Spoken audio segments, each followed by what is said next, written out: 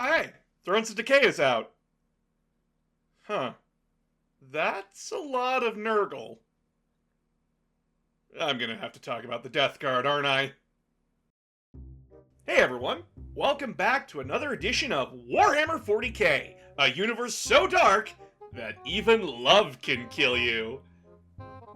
Last time we looked at Knights, both the Imperial and Chaos variety, and now we are going to be looking at the final Chaos Army. For now, the Plague God's chosen, the Death Guard, one of the toughest but slowest armies you can play. Let's get into the lore. Do you smell it? That smell.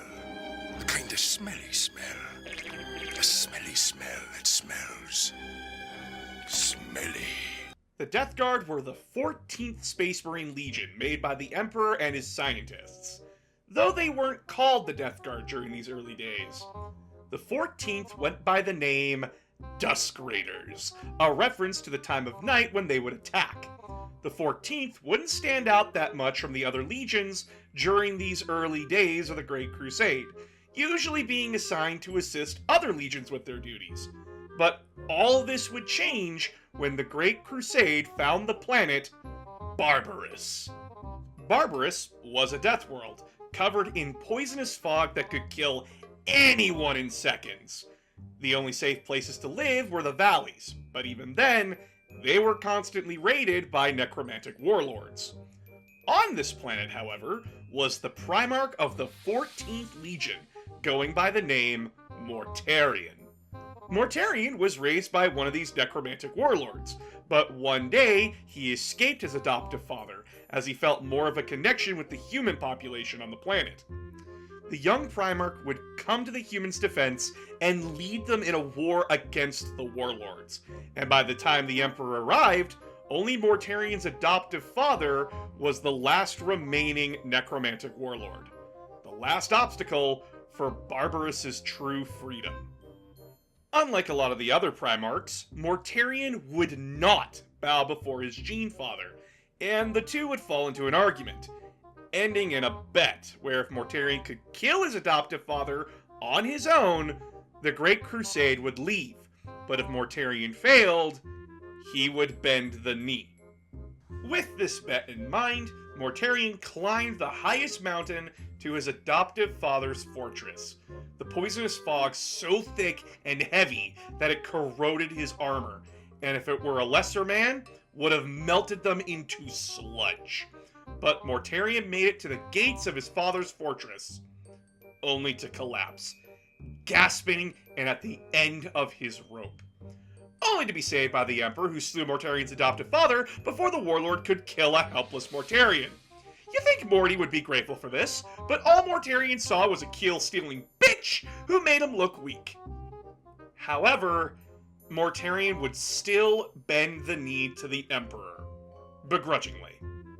When Mortarion was brought before his legion, he renamed them the Death Guard and changed their tactics. Instead of being fast raiders, they would become a legion that specialized in slow, grinding assaults. As well, he changed the recruiting world from Terra to his homeworld of Barbarous, like many of his brothers would do with their respective legions. But the Terran veterans and the Barbarician recruits clashed ideologically, causing a split in the Legion that Mortarion would encourage. You probably wouldn't be surprised to learn that Mortarion and his Death Guard sided with the traitors during the Horus Heresy, as Mortarion stacked the deck of the Legion's command structure to be made of barbarous officers.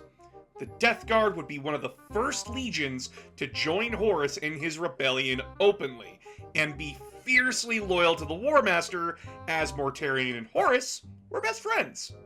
But before the final Battle of Terra, the Death Guard were marooned in the Warp, thanks to the efforts of First Captain Callus Typhon, also known as the fucking asshole, who killed their navigators, claiming that they were loyal to the Imperium. Though the First Captain would also reveal to Mortarion that he was a psyker and could guide the fleet. Mortarion, having no other option, would reluctantly agree, and the Legion's fate was sealed. Typhon had, even before the events of the Horus Heresy, become a servant to the Chaos God Nurgle, and the first captain led the Legion fleet into the realm of Nurgle and opened them up to the Plague God's influence. Flies the size of dogs swarmed into the ships, biting, cutting, and stabbing anyone unlucky enough to be in their path. The Death Guard Marines would swell, blister, and boil, their skins decaying and fusing to their armor as the Plague God's gifts ravaged their bodies. Mortarion also suffered, his body in constant agony as it tried to repair itself, only to decay again and again. Only Typhon was spared the pain and suffering, as he would fuse with Nurgle's gifts to become Typhus, the Destroyer Hive. Mortarion, in agony, saw Grandfather Nurgle, who offered him a deal. Surrender to his will, and he would spare Mortarion and his sons.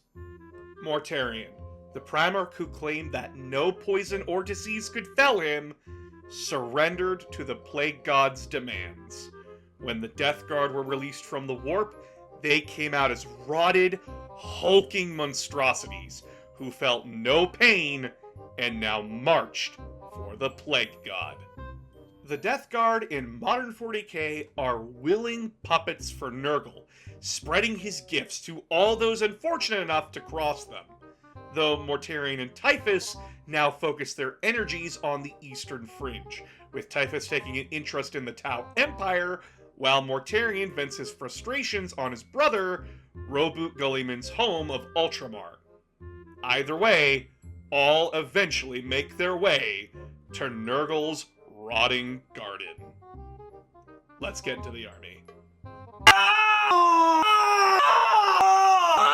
The Death Guard are an army focusing on mid to close range combat, making a slow march up the board and pushing their enemies back into a corner. Your army ability is called Gift of Nurgle, and it's a progressive aura ability in-game. For the first turn, your unit's aura is only 3 inches. The second turn it grows to 6 inches, and from turn 3 onwards, it reaches 9 inches. Any enemy unit unfortunate enough to be in range of the aura takes a hard -1 to their toughness until they leave the aura. However, take note that you cannot stack this debuff, so if you have 2 units in range of an enemy unit, that enemy unit will only take a -1 to their toughness.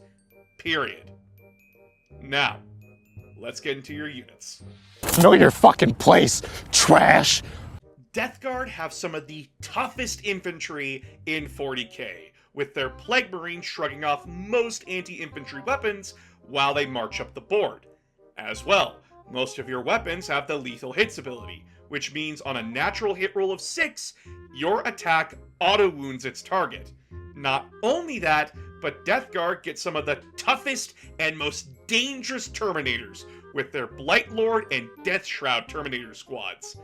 These guys are walls. Their toughness and armor saves make them extremely hard to put down if your opponent doesn't have a unit dedicated to killing them.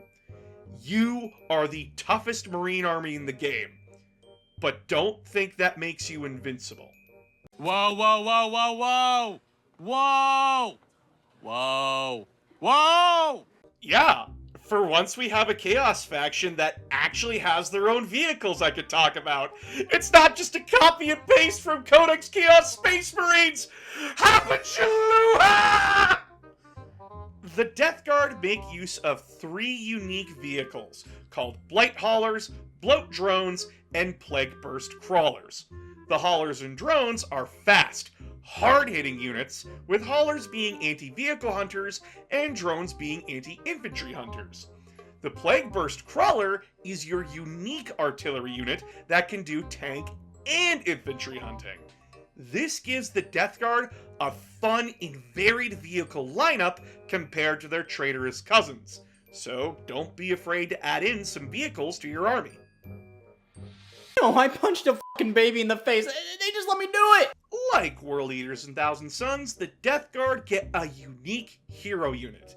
This time it's Typhus, and he's a rather strange, cheap, and fun character to take in your Death Guard army. Though he comes with the option to join either Terminator units or Poxwalkers.